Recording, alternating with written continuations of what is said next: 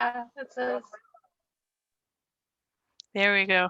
So, all right. So I want to welcome everybody who decided to join us for this super, super, super, super exciting event. We are launching Mia Vasquez's book, Forgotten Babylon. And first and foremost, I want to say congratulations, Mia. I'm really excited for you because as a writer, I know how exciting it is to get the story out of your head.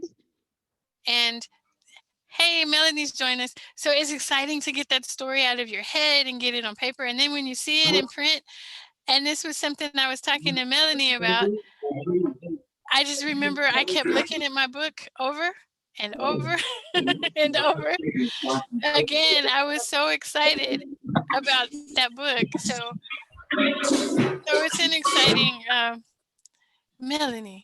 I think that's you with the microphone. Mute. Can you? I'm It trying. doesn't. But you know what? It doesn't let you, huh? It doesn't let me mute it either. Okay. Not on the phone. Zoom I has think you don't. gremlins, y'all. Because I'm on. We found it. Because it went away over there. I couldn't do it, but now I did it. So I don't know, man. It's gremlins. But again, so we're just really excited for you, Mia. Super happy for you, because there's very few feelings in this world that are as great as seeing your creative vision um, come to life. So I want to say congrats again and again and again. Um, and one of the things we did in celebration, we coordinated a little fashion show for you. So I want to launch that as we celebrate Forgotten Babylon. Okay, bear with me, y'all, as I share my screen and make sure I share the right screen.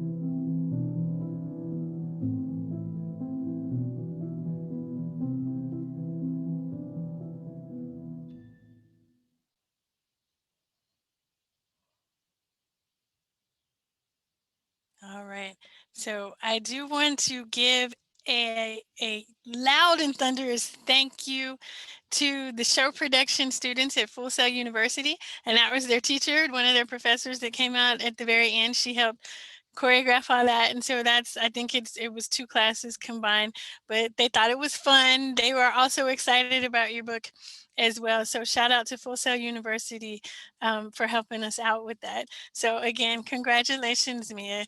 Um, and I don't know, if those are all the characters you have in your head, but as I read through, I could envision some of them living in that world and being there and being the next door neighbors or what have you, just being in that world. So anyway, so super exciting stuff. Now listen, for those of you who don't know Mia, haven't met Mia, aren't familiar with Mia, Mia is a lot of times we call her a triple threat, but I'll be honest, Mia is like way more than that because she sings, she acts, she draws, she dances, she sews, and she writes. And she writes. She's extremely talented, beautiful soul, inside and out. And again, we're super excited for you, Mia. Um, so I'm going to give the floor over to Mia real quick. And Mia can tell us a little bit about the book and we get to hear a little bit of it too. So I was inspired primarily by Babylonian myths, but also by other things, which is what I really loved about the fashion show. You could tell there was a blend there. So I really loved that, which the book has. It has a blend of, because obviously history is kind of lost to us to a point. So I tried to like scatter the myths together and combine them best as I could. And then as to what I thought would be in my own head, a story. So I also took a little bit from Greek mythology as well, and Celtic. But besides that, the characters are influenced a lot by people that have either entered my life or exited my life, because I feel that characters that have some real personality to them feel more real. So I pulled from people that were dear to me. They're blends though. There's like not one character that's one single person. They're all blends. But that's one of the big things. And then like I'm a huge fan of fictional creatures and monsters, so there was a lot of that as well, and took a lot of research on dragons, monsters, myths, legends. So that's what influenced the book. And then on top of that, when I was like in 6th grade, I used to write a lot. So some of the characters are influenced by my own ideas of how maybe I saw myself as a kid. Like I was like, I want to have an adventure. I want to be a strong female.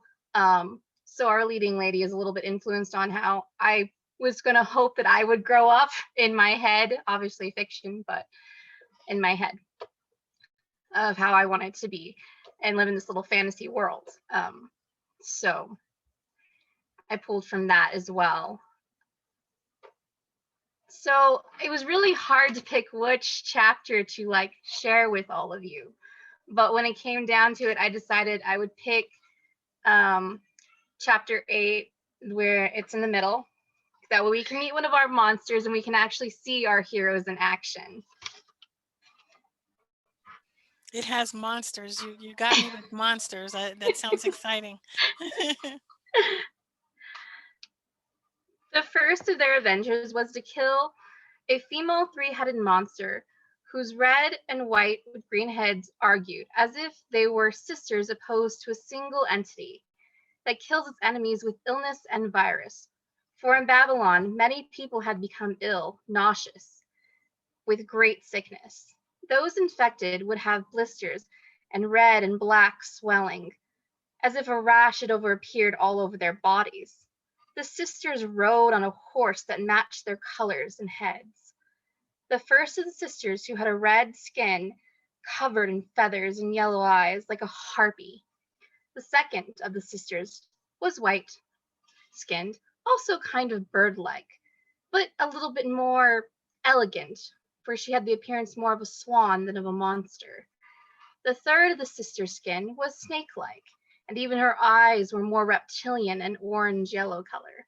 The beast was sent by the enchantress to spread sickness in the land, which was killing many of the kingdom.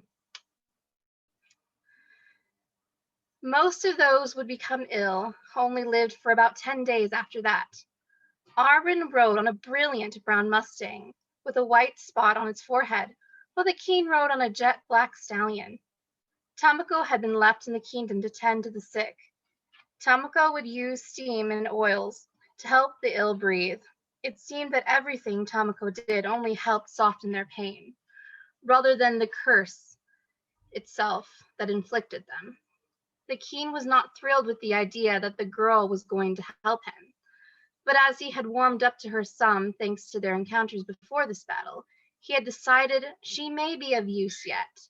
Gilmos, who had been known for fighting alone and ruling with an iron fist, did like to show his softer side to anyone, especially this girl Arwen.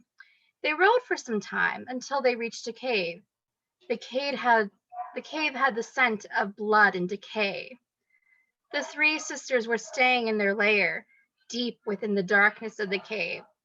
Gilmos and Arwen tied their horses to a tree that was just outside the cave, and heavy with what appeared to be delicious golden apples near the tree. We should slit the horse's throat to make sure the monsters have nowhere to run, Gilmos said. We shall do no such thing, Gilmos. The horse is innocent. It is not the master. It is not its fault who its master's is, Arwen replied. We shall cut the rope and let it run free, and it will be able to live off of the apple trees in the valley. Anu would not want none of the animals to be harmed unless it were to be used for sustenance, Arwen said to Gilmos. You listen too much to the gods who made you from the earth, Gilmos glared at her. Nevertheless, Arwen cut the ropes and laid her hand upon the horse, calming it before setting it free. A soft hand can solve many problems, Lord Gilmos, as I saw you do with those puppies. Blood and vengeance are not always the answer, she said, to him noticing the disapproval look he gave her. Yes, but things belong to the enemy, and if I show them mercy, they could get away. But I suppose if it will make you happy, that I will have mercy on them, then that I shall, my dear, he said, rolling his eyes. The two then entered the cave. Arwen held the sword tightly to her hand, and Gilmos placed his back to her back, so they could protect each other. Sisters, you see what I see, said the first sister. Yes, I see, said the second sister. Dinner has come to us today, sisters, hissed the third. The sisters came from the three sides, laughing as they drew closer to Arwen and the king. They knocked Arwen down with their tail. Have I caught myself a little fay to eat today? Said the first sister as she saw Arwen fall to the ground. While they were distracted, Gilmos snuck up and struck the snake-like sister on the neck cleanly, severing her head. As if the other two sisters screamed in agony and realized the pain of their sister as if they were connected. Get back, beastly, flesh-rotting demon, he said, the blood dripping down from his blade, as the snake-like head of the reptilian sister fell to the floor. Then the sisters attempted to heat the king's sword, using fire magic. After a moment, the blade of the king's sword glowed a bright orange from the magic. Burn, burn, demigod. No one will save the mistake of the goddess of the herd, the red head of the beast said, as she cast the spell upon the weapon. Arwen, noticing that the ground was wet and several puddles of water, had begun to chant to cool off the king's blade.